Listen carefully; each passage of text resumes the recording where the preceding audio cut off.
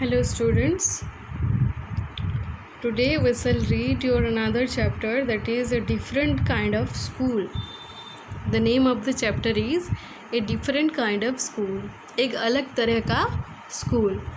So हमारे जो schools generally होते हैं उससे थोड़ा अलग है ये स्कूल, और कैसा है और यहाँ पर कैसे टीचिंग करा जाता है, कैसे पढ़ाया जाता है, हम देखेंगे इस चैप्टर में.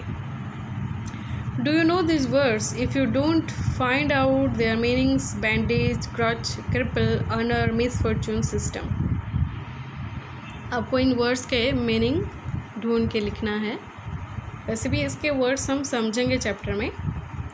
Look at the pictures in this unit and guess in what way this school may be different from other schools. हम पिक्चर्स देखेंगे और गैस करने की कोशिश करेंगे कि ये कैसे डिफरेंट काइंड ऑफ स्कूल है. I had heard a great deal about Miss Beam's school, but not till last week did the chance come to visit it.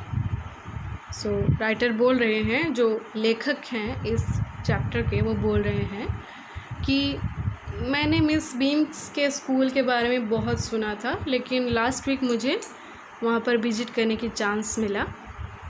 When I arrived there, was no one inside but a girl of about 12. No inside मतलब to be seen, कोई दिखाई नहीं दे रहा था वहाँ पर, सिर्फ एक 12 साल की लड़की. हर eyes were covered with A bandage. देखो यहाँ पर उसके आँखों में बैंडेज कवर किया गया है. Her eyes were covered with bandage and she was being led carefully between the flower beds by little boy. So एक छोटा सा बच्चा फ्लावर बेड्स के बीच में से उसको लेके जा रहा था. Who was about 4 years younger. 4 साल का बच्चा था वो. She stopped and it looked like she asked him who had come. सो वो रुकी, उसे जैसे कि लगा कि कोई आया है. He seemed to be describing me to her, then they passed on. So जो बच्चा था, वो 4 साल का जो बच्चा था, वो समझा रहा था उस लड़की को कि कौन आया है, डिस्क्राइब कर रहा था राइटर के बारे में. वो लोग चले गए. Miss beam was all that I had expected. तो मिस बीम कैसी थी कि वो मिडिल एजड थी, ज़्यादा बूढ़ी नहीं या फिर ज़्यादा यंग भी नहीं थी. फुल ऑफ अथॉरिटी, वो बहुत अथॉरिटेटिव थी, वो ऑर्डर्स दे रही थी. येट काइंडली एंड अंडरस्टैंडिंग, लेकिन वो काइंडली थी, वो दयालु थी, अंडरस्टैंडिंग थी. Her hair was beginning to turn grey and she had the kind of plump figure that is likely to be comforting to a homesick child.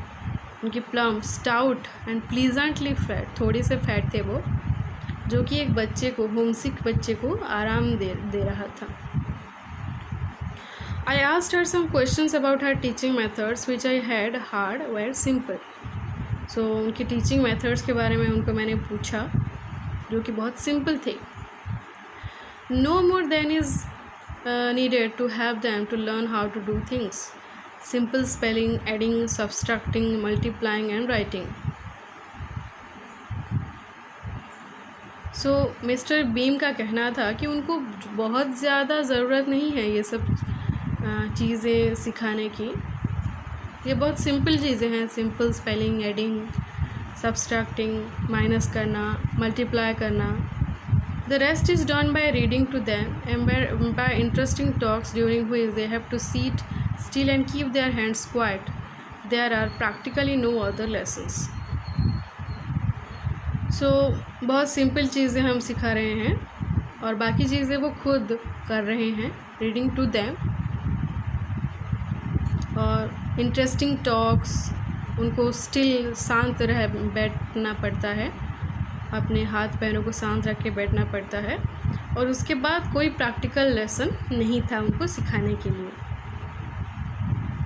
The real aim of the school is not so much to teach thought as to teach thoughtfulness, kindness to others and being responsible citizens. Look out of the window a minute, will you. So Miss Beam बोल रही हैं कि the real aim of the school, ये school का real aim क्या है? Not so much to teach thought सिखाना ज़्यादा ज़रूरी नहीं है. क्या सिखाना ज़रूरी है कि थॉटफुलनेस, कैसे वो सोचें, काइंडनेस टू अदर्स, वो उनकी सोच, उनकी जो इमोशनल फीलिंग है वो कैसे ज़्यादा डेवलप हो, वो सिखा रही थी उनको कि वो दूसरों की तरफ कैसे सिंपैथेटिक नज़र से देखें, वो दूसरों की तरफ कैसे अच्छे फीलिंग्स रखें, दूसरों को हेल्प करें, दूसरों की मदद करने की कोशिश करें, ऐसे फीलिंग्स वो सिखा रही थी वहाँ पर। दूसरों की तरफ वो कैसे काइंडनेस दिखाएं और रेस्पॉन्सिबल सिटीजन बने। वो बोल रही हैं कि विंडो के बाहर थोड़ा देखिए। I went to the window which overlooked a large garden and a playground at the back. What do you see? Miss Beam asked. So window के तरफ गए तो उन्होंने देखा कि बहुत बड़ा गार्डन है, प्लेग्राउंड है। मिस बीम पूछ रहे हैं कि आपको क्या दिखाई दे रहा है। I see some very beautiful grounds, I said, and a lot of jolly children. It pains me though to see that they are not all so healthy and active looking. So writer ने बोला कि हाँ, मुझे बहुत बड़ा beautiful ground दिख रहा है और बहुत खुश बच्चे दिख रहे हैं, लेकिन मुझे थोड़ा दुख हो रहा है कि वो सारे हेल्दी और एक्टिव नहीं हैं।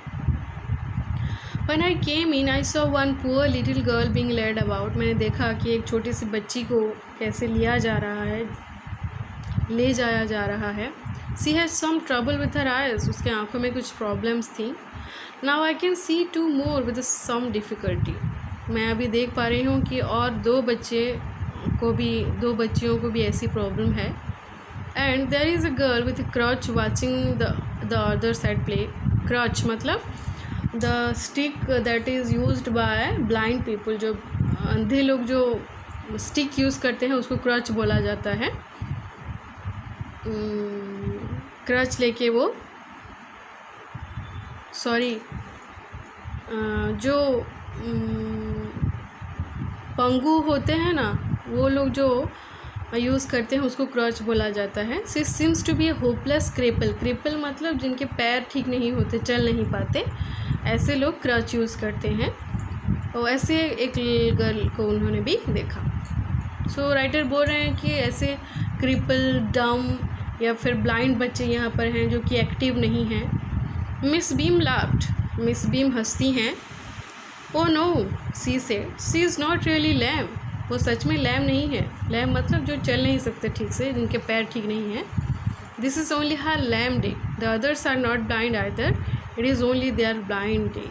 सो मिस बीम बोल रही हैं कि ये लैम डे है, ये ब्लाइंड डे है। I must have looked very surprise for she laughed again. मैं बहुत सरप्राइज़ हो गया कि ये ब्लाइंड डे, लैम डे क्या है, लेकिन मिस बीम फिर से हंस रही थी। This is a very important part of our system. वो बोल रही थी कि हमारे जो टीचिंग मेथड्स हैं, हमारे पढ़ाने का जो तरीका है, इसमें ये बहुत ही इम्पोर्टेंट है। To make our children appreciate and understand misfortune, we make them share in misfortune too.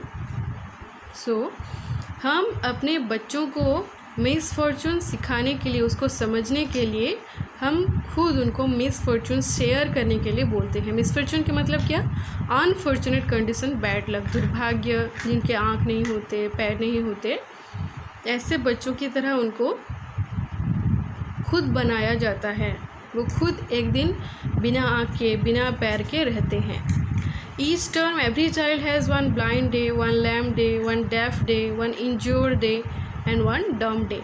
सो हर एक जो फिज़िकली हैंडीकेप्ड कंडीशन होता है, अंधा होना, बहरा होना, पैर ना होना, इंज्योर्ड होना या फिर बात ना कर पाना, ऐसे दिन वो बिताते हैं एक एक दिन हर टर्म में।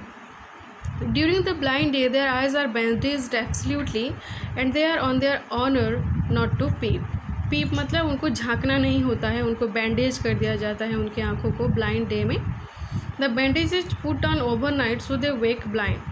सो रात भर ही उनको बांध दिया जाता है बैंडेज उनकी आँखों में, जैसे कि वो सुबह अंधों की तरह ही उठे। This means that they need help with everything. इसका मतलब ये है कि उनको हर चीज़ में हेल्प की ज़रूरत होती है। Other children are given the duty of helping them and leading them about. तो दूसरे चिल्ड्रंस को उनको हेल्प करने की बोला जाता है। They all learn so much this way, both the blind and the helpers. और इसी तरह वो दोनों जो हेल्पर्स होते हैं और जो ब्लाइंड बने होते हैं वो दोनों ही बहुत कुछ सीखते हैं। Okay student, we shall stop this video here and we will see the rest part in the next video.